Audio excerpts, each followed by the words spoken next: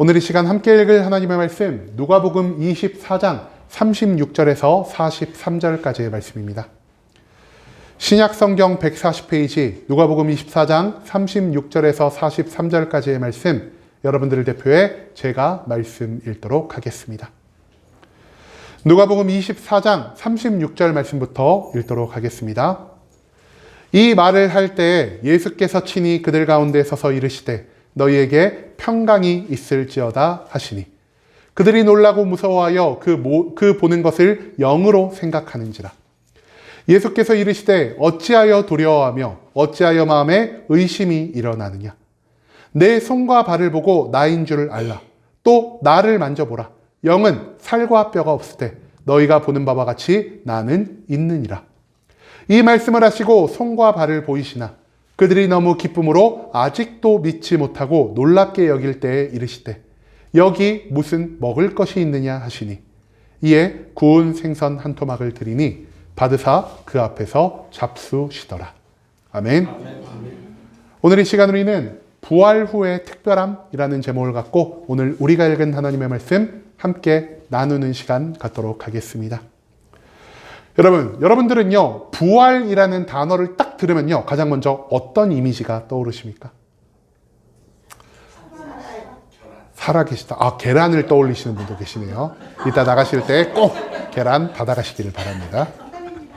저는요, 부활이라고 하면은요, 뭔가 현실에는 존재하지 않을 법함, 뭔가 믿기 힘든, 하지만 조금은 신비로운 것이 제 머릿속을 스쳐가곤 합니다. 하지만 조금 비현실적인 것 같음에도 불구하고 우리 그리스도인들에게 뗄래야 뗄 수 없는 것이 바로 이 부활이라는 단어가 될 수 있을 것 같습니다. 왜냐? 성경에서 하나님이 우리에게 이런 말씀을 남겨주셨기 때문이라는 것이죠. 고린도전서 15장 14절에서 성경은 기록합니다. 그리스도께서 만일 다시 살아나지 못하셨으면 우리가 전파하는 것도 헛것이요 또 너희의 믿음도 헛것이며. 성경 말씀을 통해 하나님이 우리에게 무엇을 가르쳐주고 계십니까? 예수 그리스도의 부활이 없다면 우리가 이 땅 가운데에서 모든 사람들에게 전파하며 살아가는 그 복음의 전도가 헛되고 헛된 것이요. 우리가 그리스도의 부활 가운데 살아가고 있지 않다면 우리가 지금 이 장소에서 일주일에 몇 번씩이고 나와 하나님께 예배드리는 우리의 모든 신앙생활에 아무런 의미가 존재하지 않는다는 것을 하나님은 이 말씀을 통해 우리에게 알려주고 계신다는 것입니다. 그렇기 때문에 우리는요, 우리에게 굉장히 익숙한 듯 하지만 우리가 단 한 번도 경험해보지 못한, 즉 우리에게 굉장히 익숙하지 않은 이 부활과 굉장히 미묘한 관계 가운데 살아갈 때가 너무나 많다라는 것이죠. 그렇다면 하나님은 이 성경 말씀을 통해 우리에게 부활을 무엇으로 알려주고 계신 것이며, 그리고 부활을 경험한 우리 모든 성도들은 하나님 앞에서 어떤 삶의 모습을 보여야만 하는 것일까요? 오늘 본문 말씀을 통해서 우리가 이 두 가지 의문에 대한 해답을 온전히 발견해 나아갈 수 있게 되기를 소망하겠습니다. 십자가에 못 박혀 죽으시고 3일 만에 육신을 입고 온전한 모습으로 부활하신 예수 그리스도는요, 그대로 무덤에서 일어나셔서 사람들 사이에서 모습을 잠시 동안 감추셨습니다. 하지만 부활하신 예수님은요, 천사들을 통해서 무덤을 방문한 여자들에게 자신의 부활을 알리셨고요. 또한 엠마오를 향해 나아가는 2명의 제자 가운데에서 모습을 드러내심으로 자신의 부활이 참된 것임을 모든 사람들에게 증거하여 주셨다는 것입니다. 그런데 여기서 한 가지 문제가 생깁니다.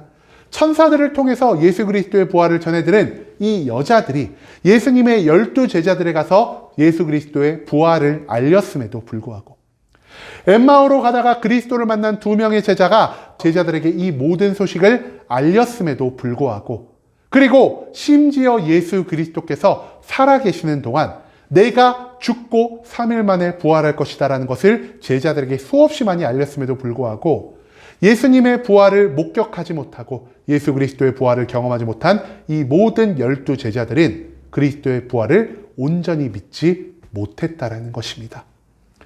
그리고 그때 의심하는 제자들 가운데 예수 그리스도가 자신의 모습을 드러내심으로 오늘 본문의 말씀이 시작된다라는 것이죠. 제자들은 그들 앞에 서신 예수 그리스도의 모습을 보면서도 여전히 그리스도의 부활을 온전히 받아들이지 못했습니다. 그렇기 때문에 성경이요, 제자들의 마음을 무엇으로 표현하고 있습니까? 제자들이 예수 그리스도의 부활을 보았지만 그리스도를 영, 즉 귀신으로 생각했도다라는 것을 우리는 오늘 본문 말씀 가운데에서 찾아볼 수 있게 된다는 것이죠. 제자들은 이토록 그리스도의 부활을 목격했음에도 불구하고 여전히 믿음 없는, 여전히 연약한 어리석은 자의 모습을 보였다는 것입니다. 그럼에도 불구하고 예수님은요, 저들에게 단 한마디의 책망도 하지 않으시고 오직 무엇을 선포하셨습니까?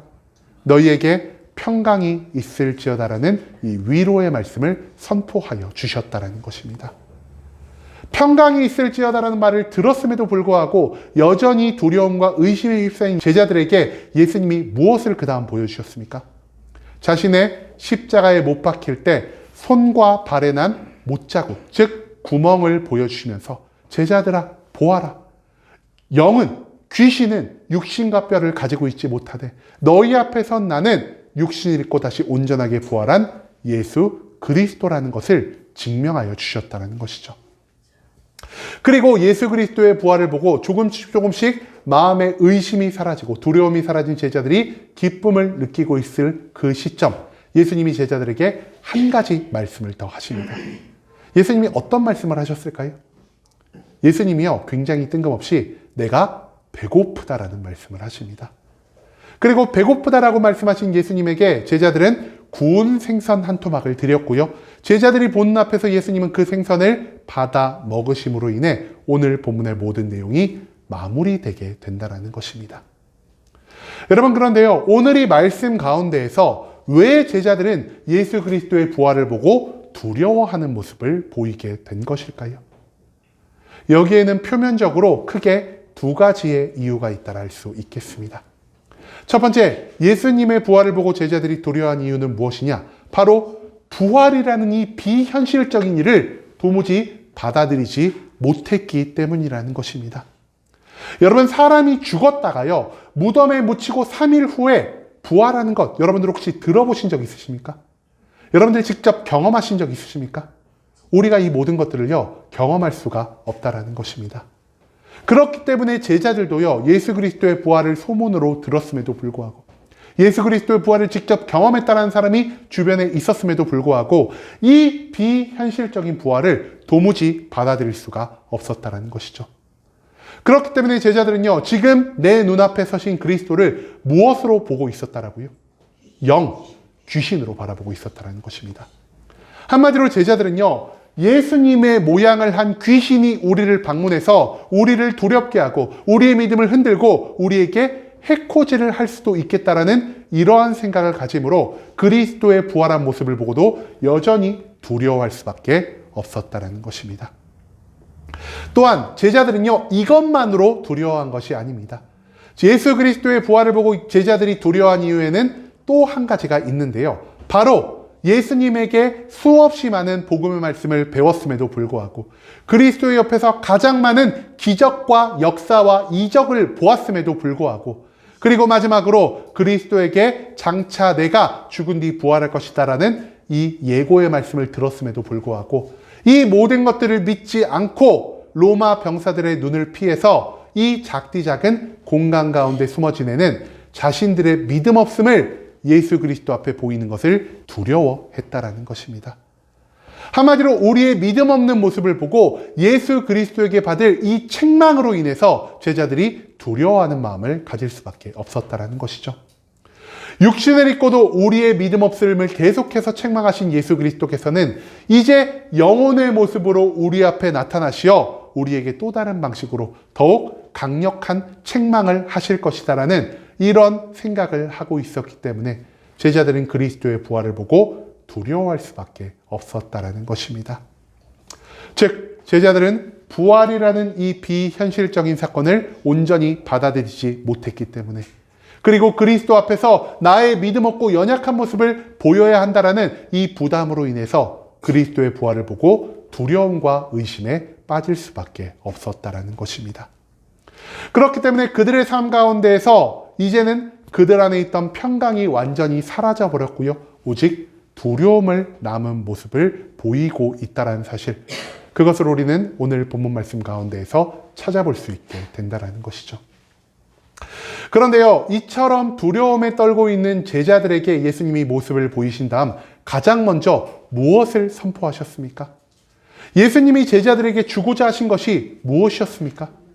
바로 평강이었다라는 것입니다. 예수님은 제자들에게 말씀하십니다. 너희에게 평강이 있을지어다 라고 말입니다. 그런데요, 우리가 앞서 제자들의 삶 가운데 평강이 사라진 이 표면적인 두 가지 이유가 무엇이라고 말씀드렸죠? 첫 번째가 저들이 비현실적인 일들을 온전히 받아들이지 못했기 때문에, 두 번째로 저들이 믿음 없는 모습을 예수님에게 보이기를 부끄러워했기 때문에 저들이 부활의 모든 것들을 믿지 못하고 오히려 부활 가운데 두려움을 느끼며 그들의 마음 가운데에서 평강이 사라져 버렸다는 사실을 오늘 본문 말씀은 우리에게 알려주고 있다는 것이죠. 그런데요, 우리가 여기서 진짜 봐야 할 건 무엇이냐? 제자들의 마음 가운데 평강이 사라진 그 진정한 이유는요, 단순히 그들이 비현실적인 것을 경험했기 때문도 아니요, 저들이 믿음 없는 모습을 예수 그리스도에게 보였기 때문도 아니라는 것입니다. 그들의 마음 가운데 평강이 사라진 데에는 우리가 알지 못하는 비밀하고도 진정한 원인이 존재하고 있었다는 것이죠. 우리가 그것을 어디서 발견할 수 있냐? 여러분, 예수님과 함께 살아갈 때에도요, 제자들이 비현실적인 것을 온전히 받아들이고 예수님이 살아계실 때 제자들이 예수님 앞에 온전한 믿음의 모습을 보였다라고 할 수 있겠습니까? 그렇지 않다라는 것입니다. 제자들은요, 그리스도와 함께하는 3년 반의 공생의 기간 동안 여전히 예수 그리스도께 받으신 수많은 기적들과 이사들을 온전히 받아들이지 못하는 모습을 보였고요. 여전히 예수님 앞에서 믿음 없는 모습을 보이며 그리스도에게 질책받는 일을 굉장히 많이 경험했다라는 것입니다. 대표적으로 어떤 일이 있을까요? 여러분, 무리를 걸었던 베드로 이야기 혹시 기억하십니까? 베드로가요, 무리를 건너오시는 예수님께 말합니다. 예수님, 저에게도 명령하셔서 무리를 걷게 해주세요. 그리스도가 명령하시면 내가 무리를 걸을 수 있겠습니다라는 말을 합니다. 그리고 예수님이 베드로에게 무리를 건너라고 명령을 하시죠. 베드로가 무리의 발을 탁 올려놓습니다. 그런데요, 내 물 아래로 발이 빠지지 않고 내가 물을 마치 평지처럼 딛고 서 있는 이런 놀라운 것들을 경험하게 되었다는 것이죠. 한 발자국, 두 발자국 예수 그리스도의 명령에 따라 무리를 걸어 그리스도 앞으로 나아가던 베드로가요, 잠시 후에 어떤 모습을 보입니까? 갑자기요, 내 발을 든든히 받치고 있는 물이 나를 삼킬 것 같다라는 두려움. 예수님이 명령하셨음에도 불구하고 내가 더 이상 무리를 걷지 못할 것 같다는 의심에 빠지게 되었다는 것입니다. 한마디로 지금 내가 경험하고 있는 비현실적인 일, 현실을 초월한 일을 온전히 받아들이지 못하고요, 거기서 의심과 두려움을 가짐으로 다시 물 아래로 서서히 빠져내려가는 이 베드로의 모습이 비현실적인 것을 받아들이지 못하는 제자들의 대표적인 모습이 될 수 있었다는 것이죠. 또한 제자들은요, 그리스도가 수없이 자신의 죽음과 부활에 대해서 언급하셨음에도 불구하고 내가 이 땅 가운데 내려온 이유는 단순히 너희가 생각하는 것처럼 이스라엘을 로마의 압제에서 해방하고 완전하고도 강한 왕국을 세우기 위함이 아닌 이 세상에 있는 모든 사람들의 죄에서 너희들을 사하기 위함이다라는 것을 알려주셨음에도 불구하고 제자들은 여전히 그리스도의 부활을, 그리고 그리스도가 전파하신 천국의 복음을 믿지 않았다라는 것입니다. 제자들이 예수님 앞에 어떤 모습을 보입니까? 우리는 천국 백성으로 살아가는 것에 아무런 관심이 없어요.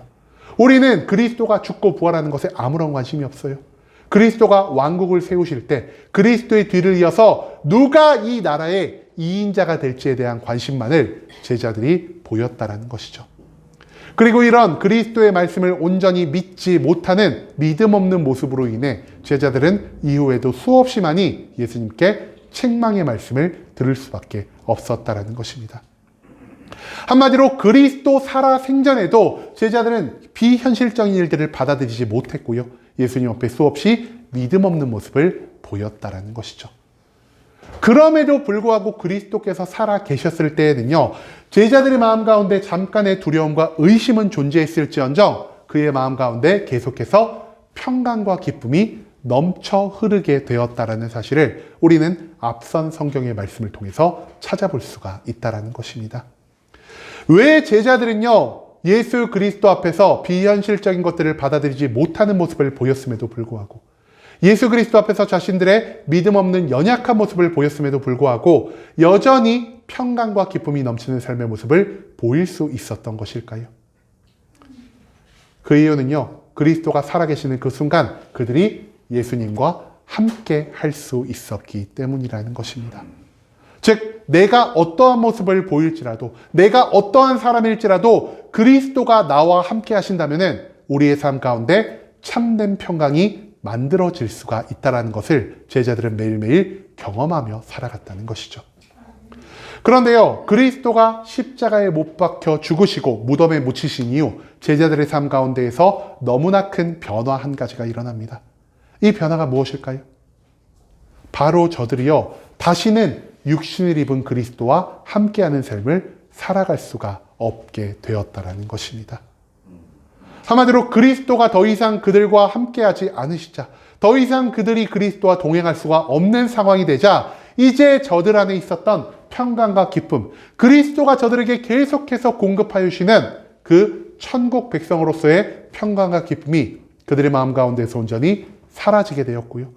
그들의 마음 가운데에서 평강과 기쁨이 사라진 자리에는 의심과 두려움이 자리 잡아 그들의 마음속에 점점 커가며 그들이 믿었던 그리스도의 모든 것들을 온전히 흔들기 시작했다라는 사실을 우리가 또한 기억할 필요가 있다는 것입니다. 그렇기 때문에 이처럼 그리스도와 함께하지 못함으로 인해 마음속에 평강이 사라지고 있는 제자들에게 예수님은 자신의 부활을 알리시며 가장 먼저 무엇을 선포하셨습니까? 너희에게 다시 평강이 있을지어다라는 말을 선포하여 주셨다는 것입니다. 즉, 평강이 있을지어다라는 말을 통해 예수님은 제자들에게 이러한 말씀을 선포하십니다. 두려워하지 말라. 죽음으로 너희의 곁을 떠났다고 생각한 내가 다시 온전한 부활을 통해 너희의 곁으로 돌아왔노라. 한 번 죽고 부활한 이후 영생의 삶을 살아간 나는 다시 너희의 곁을 떠나지 않을 것이다. 그러니 너희가 내가 없음으로 인해 두려워하고 의심하는 이 모든 삶의 모습을 내려두고 다시 너희의 마음 가운데를 평강과 기쁨으로 채우라라는 말씀. 이것을 예수님은 평강이 있을지어다라는 이 한마디 가운데 온전히 담아두고 계신다는 것입니다. 그런데요, 예수 그리스도께서 이 제자들에게 선포하신 평강은 정확히 어떤 의미를 가지고 있는 것일까요? 평강은요, 히브리어로는 우리가 잘 알고 있는 샬롬이라는 단어를 사용하고요, 헬라어로는 우리에게 익숙하지 않은 에이레네라는 단어를 사용한다라고 합니다. 그런데 이 뜻이 무엇이냐? 바로 인간이 느낄 수 있는 가장 완전한 행복, 인간이 느낄 수 있는 가장 완전한 평안이라는 뜻이 이 평강이라는 단어 가운데 담겨 있다는 것이죠. 그런데 인간이 언제, 어디서, 무엇을 할 때 가장 완전한 행복과 평안을 누릴 수가 있었을까요? 성경은 말합니다. 인간이 창조된 그 순간, 죄가 없는 상태로 살아갔던 에덴 동산에서의 삶 가운데에서 인간은 가장 완전한 행복과 평안을 누릴 수 있었다라고 말입니다. 여러분, 그런데요, 에덴 동산이 가장 완벽한 장소이기 때문에, 에덴 동산이 좋은 것이 많았기 때문에 인간이 그 가운데에서 행복과 평안을 누릴 수 있는 것이 아니었습니다. 인간이 에덴 동산에서 기쁨과 평강을 누릴 수 있었던 그 유일한 이유는요, 에덴 동산에서 죄가 없는 상태로 그들이 하나님과 함께하는 삶을 살아갈 수 있었기 때문이라는 것이죠. 그런데요, 우리의 조상인 아담과 여자는 에덴 동산에서 하나님과 함께하는 이 기쁨과 평강의 삶을 누릴 수 있었으나 왜 우리는 지금 에덴 동산에서 추방되어 이 땅 가운데에서 고통과 괴로움 가운데 살아갈 수밖에 없을까요? 우리가 잘 알고 있는 것처럼 인간의 삶 가운데 죄가 들어왔기 때문이라는 것입니다. 여러분, 인간을 창조하신 다음 하나님이 인간에게 무엇을 명령하셨습니까? 동산에 있는 모든 나무의 열매는 먹어도 되되 너희가 동산 가운데 있는 선악을 알게 하는 나무의 열매는 먹지 말아라는 명령을 하셨습니다. 그런데 그 명령을 들었음에도 불구하고 인간이 어떤 모습을 보이죠? 하나님께 불순종함으로 그 선악과의 열매를 따먹고 그 선악과의 열매를 따먹으로 인해 인간의 삶 가운데 죄를 잉태하게 되었다는 것입니다. 여기서 발생하는 문제는 무엇이냐? 하나님은요, 이 세상 누구보다 죄를 미워하시는 분이십니다. 죄가 있는 자리에 하나님은 함께하지 않으시고요. 죄를 지은 사람이 그 죄가 얼마나 작은 것이든 그 죄가 얼마나 큰 것이든 그가 가진 죄에 합당한 심판과 징계를 내리시는 정의의 성품을 가진 분을 우리는 하나님으로 부르고 있다는 것입니다. 한마디로 인간의 삶 가운데 죄가 들어오기 시작했을 때 하나님은 더 이상 인간과 함께하기를 원하지 않게 되셨고요. 그로 인해서 인간은 하나님과의 온전한 사랑의 관계를 이 죄로 인해서 완전히 무너져 버리게 되었다는 것입니다. 하나님이 인간과 더 이상 동행하지 않으시고 인간이 하나님과 쌓아갔던 사랑의 관계가 완전히 무너지자 우리의 삶 가운데 찾아온 것은 평강이 아닌 사망이 되었고요. 사망으로 인해서 우리가 그전까지는 경험하지 못한 고통과 괴로움이 인간의 삶에 초청되었다는 것이죠. 한마디로 인간은 죄로 인해서 하나님과 더 이상 동행할 수 없게 되었고 이 하나님과의 동행함이 완전히 무너짐으로 인해 우리가 매일매일의 고통과 괴로움을 감당하며 살아갈 수밖에 없었다는 것입니다. 그런데요, 이처럼 죄 가운데 살아가는 인간들, 하나님이 미워하시는 죄를 매일매일 반복하며 살아가는 인간들을 하나님은 어떻게 생각하고 계실까요? 하나님은요, 인간을 미워하지 않으시고요. 인간을 멸망시키려고만 하지 않으시고요.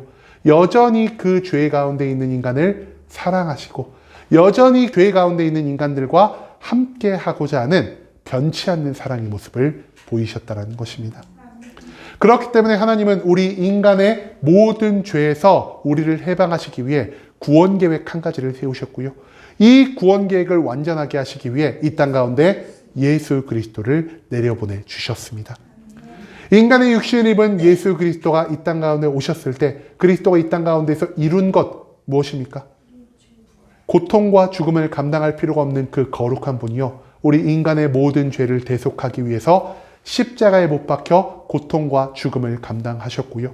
하나님의 모든 사명을 온전히 성취하기 위해 사망과 세상에서 승리를 거두시기 위해서 죽음에서 3일 만에 부활하는 모습을 보이게 되셨다는 것입니다. 그리고 예수 그리스도의 십자가 보혈의 피로 인해 그리스도를 믿고 그리스도의 구원을 믿는 이 세상 모든 사람들은 죄에서 해방을 얻을 수 있는 자격을 얻게 되었다는 사실, 그것을 성경의 말씀은 우리에게 알려주고 있다는 것이죠. 즉 그리스도의 구원을 통해서 이제는 우리 안에 있는 모든 죄가 사라져 우리는 다시 한번 하나님과 온전히 동행하는 삶, 하나님과의 사랑의 관계를 온전히 회복하는 삶을 살아갈 수 있게 되었고요. 하나님과 다시 함께함으로 인해서 우리는 에덴 동산에서 누리며 살았던 이 평강과 기쁨을 다시 한번 나의 삶 가운데에서 경험할 수 있게 되었다는 사실을 예수 그리스도는 평강이 있으라라는 이 말씀을 통해 제자들에게 가르쳐주고 계셨다는 것입니다. 여러분, 그런데요, 예수님은 단순히 제자들에게 평강이 있으라라는 말 한마디만으로 제자들 마음 가운데 평강을 주신 것이 아닙니다. 평강이 있으라라는 말씀을 선포하신 다음 예수님은 자신의 두 가지 행동을 통해 제자들의 마음 가운데 평강을 온전히 바로 세워주셨는데요. 이 두 가지 행동 중 첫 번째 무엇이었냐? 바로 제자들에게 자신의 손과 발에 난 못자국을 보여주셨다는 것입니다. 왜 예수님은 자신의 손에 난 못자국을, 자신의 발에 난 못자국을 제자들에게 보여주신 것일까요? 손과 발의 못자국을 보여주시면서 예수님은 제자들에게 이렇게 말씀하십니다.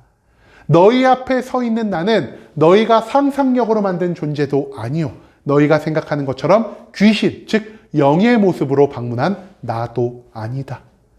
내가 너희에게 과거 가르친 것처럼 인간이 죽은 뒤 세상의 마지막 날이 왔을 때 인간은 다시 한번 육신을 입고 온전한 부활을 경험하게 될 것이요, 그 온전한 부활 다음 예수 그리스도께서 선포하실 최후의 심판으로 인해 영원한 천국 또는 영원한 지옥의 삶을 살아갈 수 있게 된다는 것을 너희가 기억하라라는 말씀을 예수님이 제자들에게 알려주고 계신다는 것이죠.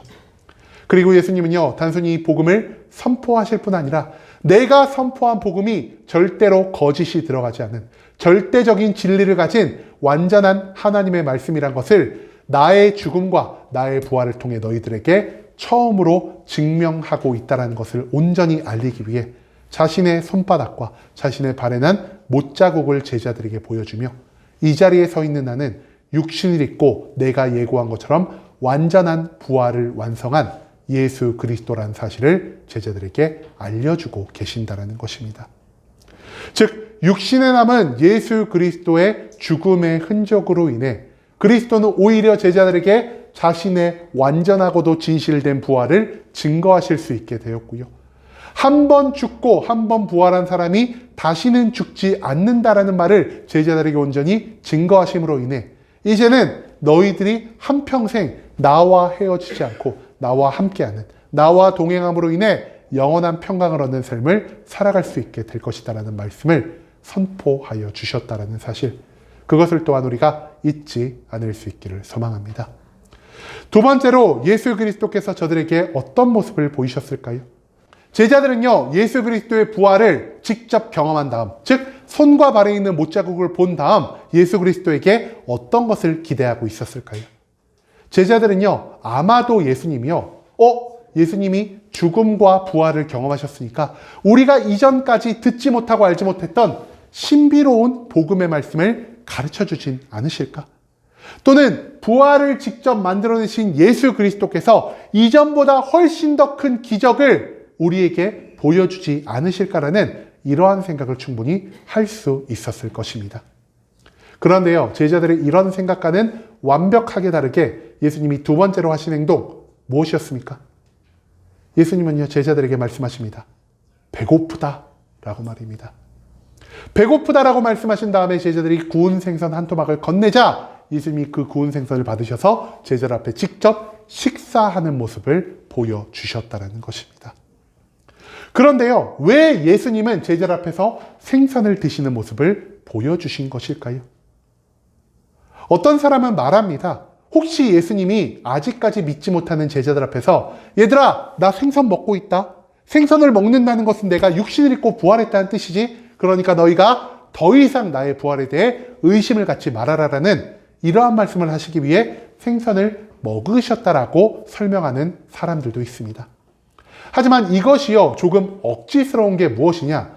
이미 앞서 예수님은요, 자기 육신에 난 못자국을 보여주시면서 자신이 영혼으로 온 것이 아니라 육신을 입은 완전한 부활을 완성하셨다는 것을 이미 제자들에게 선포하셨다는 것이죠.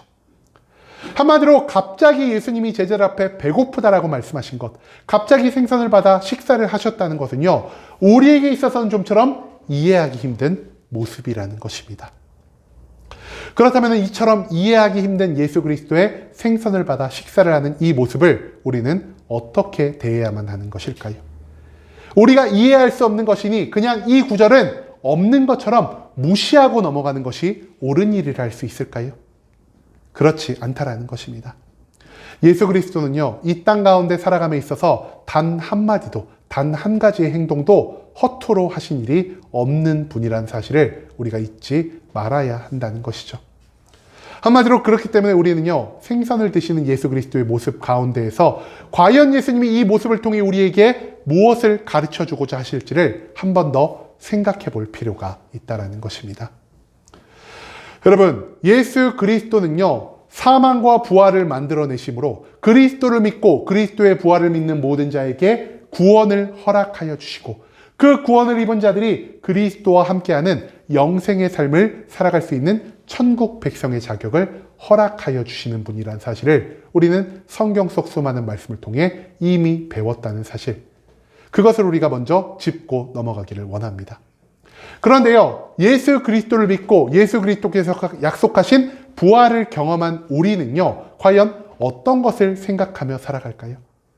우리가 그리스도께서 약속하신 부활을 경험했기 때문에 이제는 성경 속에 나오는 그리스도가 만들어낸 모든 기적을 우리도 행하며 살아갈 수 있을 것이고, 성경 속에서 나오는 모든 축복들, 재물과 성공과 건강, 그리고 자녀의 모든 축복을 우리가 매일매일 경험하며 살아갈 수 있을 거라는 이러한 생각을 우리가 하고 살아가고 있지는 않으십니까?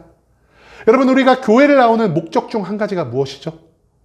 예수님을 잘 믿기만 한다면 우리가 축복을 받을 수 있을 거라고 생각을 하기 때문입니다. 예수님을 잘 믿고 우리가 구원이라는 특정한 상태에 들어가기만 한다면 내가 이전과는 완전히 다른 능력 있는 자의 삶을 살아갈 수 있다라고 생각하기 때문이라는 것입니다. 그런데요, 실제로 그리스도를 믿고 실제로 구원을 경험한 우리, 실제로 예수님이 나와 함께 하신다는 그런 예수 그리스도의 임재를 경험한 우리의 삶 가운데 기적이 매일매일 일어나고 있습니까? 여러분들은 이 세상 사람들보다 훨씬 더 큰 축복 가운데 살아가고 있으십니까? 그렇지 못할 때가 너무나 많다라는 것이죠. 그렇기 때문에 그리스도를 믿고 그리스도가 약속하신 부활을 얻었음에도 불구하고 여전히 다른 사람들과 똑같은 삶을 살아가고 있는 우리, 여전히 그리스도가 만들어낸 기적과 축복을 경험하고 있지 못한 우리는요, 오래된 신앙생활 가운데에서 그리스도께 불평과 원망을 하고 내가 이 신앙생활 가운데 실망하며 살아갈 때가 너무나 많다라는 것입니다. 하지만 우리가 아무런 실망할 것이 없다라는 것을 그리스도는 오늘 본문 말씀 가운데에서 생선을 드시는 이 모습을 통해 우리에게 알려주고 계신다라는 것이죠. 그리스도가 부활한 다음 제자들에게 평강을 선포한 다음 예수님은요, 제자들에게 그 어떠한 특별한 모습을 보이지 않으셨습니다. 한마디로 놀랍고 신비로운 말씀을 전해준 것도 아니고요, 제자들의 삶 가운데에서 놀라운 기적을 만들어낸 것도 아니라는 것입니다. 부활하신 예수님은 특별한 모습을 보이지 않으시고요, 오히려 무엇을 말씀하고 계시죠? 내가 배고프다라는 말씀을 하시고요, 다른 사람들이 평범하게 살아가는 것처럼, 다른 사람들이 하루에 2끼, 3끼를 먹는 것처럼 예수님도 일반적인 사람들과 똑같은 식사하는 모습을 보여주셨다라는 것입니다. 그런데요, 이 일반적인 식사의 모습을 통해 예수님이 무엇을 만드셨습니까? 평범한 일상의 모습을 통해 여전히 의심과 두려움을 가지고 있는 제자들의 마음 가운데 진정한 평강을 허락하여 주셨다는 사실, 이것을 우리가 오늘 말씀 가운데에서 찾아내야만 한다는 것입니다. 여러분, 우리는요, 구원을 굉장히 특별한 것으로 생각을 하고요, 부활을 굉장히 특별한 것으로 생각을 합니다. 그렇기 때문에 내가 예수 그리스도를 믿고 구원이라는 특별한 상황을 경험한 다음 우리의 삶 가운데 놀라운 축복이, 그리고 우리가 즉시 천국 백성이 되어 천국으로 갈 수 있게 된다라는 이러한 희망을 가지고 살아갈 때가 너무나 많다라는 것이죠. 그런데 부활을 경험한 다음 우리가 즉시 천국으로 이동하는 이러한 기적을 경험하고 있습니까? 그렇지 않다라는 것입니다. 우리가 예수 그리스도를 믿은 다음 다른 사람들보다 훨씬 더 부유한 삶을 살고, 훨씬 더 성공하는 삶을 살고, 훨씬 더 건강한 삶을 살아가고 있습니까? 그렇지 않을 때가 훨씬 더 많다라는 것입니다. 그렇다면 이 구원이라는 예수 그리스도의 부활을 믿는다는 특별한 상황 가운데 놓여 있음에도 불구하고 왜 우리는 우리가 생각하는 특별한 축복과 천국을 누리지 못하며 살아가고 있을까요? 그 이유는요, 아직까지 하나님이 계획하신 마지막 날이 오지 않았기 때문이라는 것입니다.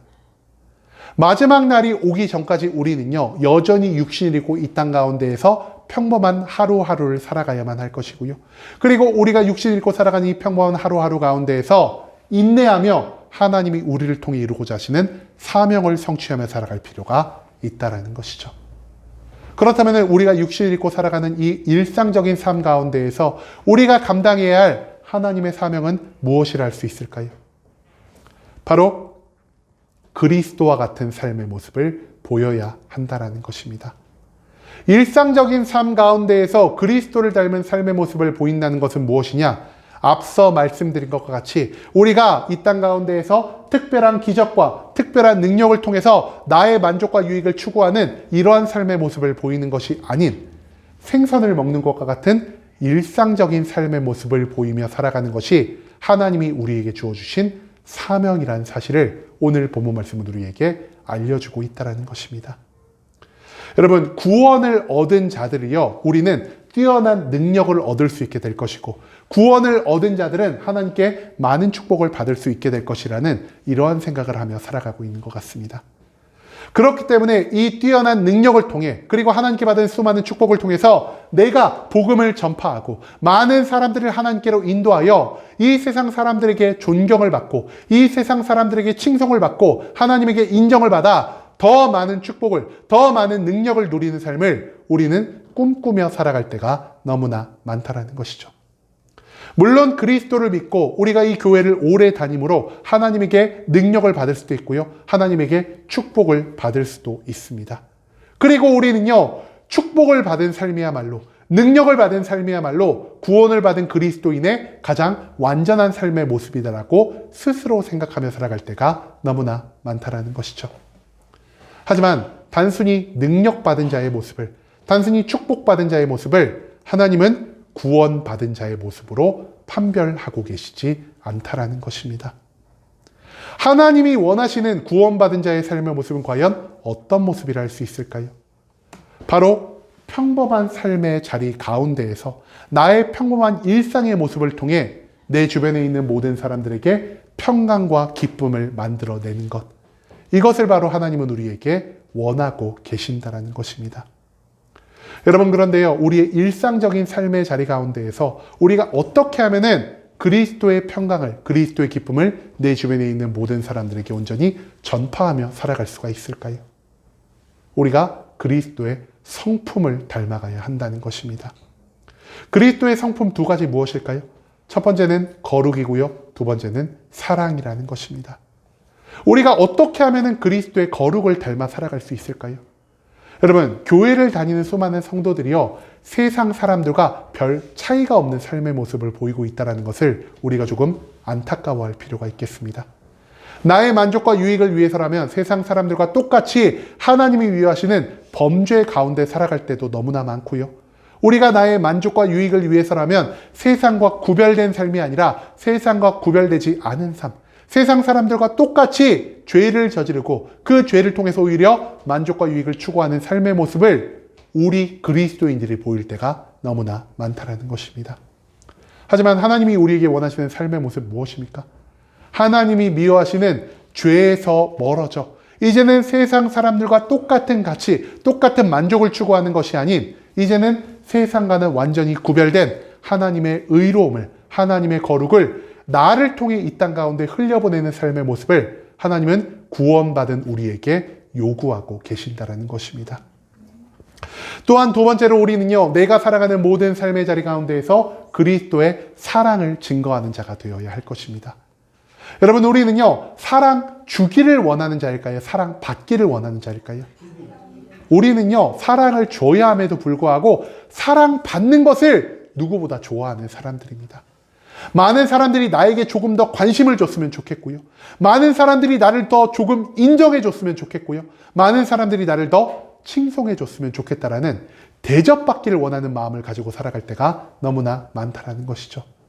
그것은요, 비단 세상 사람들만 느끼는 것이 아닌 우리 교회에 다니는 모든 성도님들, 특히 교회 안에서 특별한 직분을 갖고 있고 교회 가운데에서 교회에서 오랫동안 신앙생활을 한 사람들이요, 오히려 이런 모습, 내가 사랑받기를, 존중받기를, 관심받기를 원하는 모습을 보일 때가 너무나 많다라는 것입니다. 하지만 하나님이 우리에게 주고자 하시는 그리스도의 사랑은 무엇입니까? 내가 그리스도와 같이 낮아지고 겸손한 모습으로 모두를 사랑하고 모두를 섬기고 모두를 품는 그리스도의 자비와 긍휼을 우리의 삶 가운데에서 만들어내므로 우리가 내 주변에 흘려보내는 그리스도의 사랑을 통해 이제는 내 주변을 평강과 기쁨으로 가득 채워야 할 사명이 우리의 삶 가운데 주어졌다라는 것입니다. 한마디로 생선을 받아 드시는 예수 그리스도의 모습을 통해 우리가 무엇을 찾아내야 하냐? 우리는요, 내가 살아가는 매일매일의 작은 일상을 천국으로 만들며 살아가야 한다는 것입니다. 두려움과 의심에 빠진 제자들에게 생선을 드시는 모습을 통해 평강과 기쁨을 만든 예수 그리스도의 삶의 모습. 오히려 부활을 경험한 우리가 이 땅 가운데에서 내가 생각하는 특별하고 비현실적인 모습을 통해서가 아닌 오히려 우리의 삶에 매일매일 반복되는 일상적인 삶의 모습을 통해 우리가 그리스도의 거룩과 그리스도의 사랑을 온 세상에 전파하며 그리스도가 제자들의 마음 가운데 평강과 기쁨을 주신 것처럼 우리 또한 이 세상을 살아가는 모든 사람들에게 그리스도를 닮은 나의 모습을 통해 평강과 기쁨을 전해주는 작은 천국을 만드는 사람이 되어야 한다는 사실을 하나님은 오늘 이 말씀을 통해 우리에게 가르쳐 주고 계신다는 것입니다. 여러분, 이제는 구원받은 자에 대한 모습이 무엇인지를 우리가 한 번 더 생각해 볼 수 있기를 소망합니다.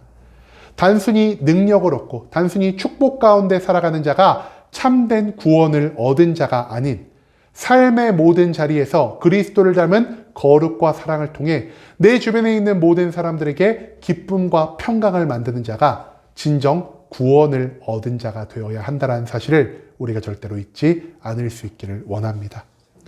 기적과 능력이 아닌 생선을 드시는 모습을 보이신 예수님을 기억하며 내가 살아가는 일상의 모든 자리를 작은 천국으로 만들고 내가 누린 구원을 온 세상 사람들과 함께 나누며 살아갈 수 있는 순복음 함께하는 교회 모든 성도님들이 될 수 있길 간절한 마음으로 소망하겠습니다. 아멘.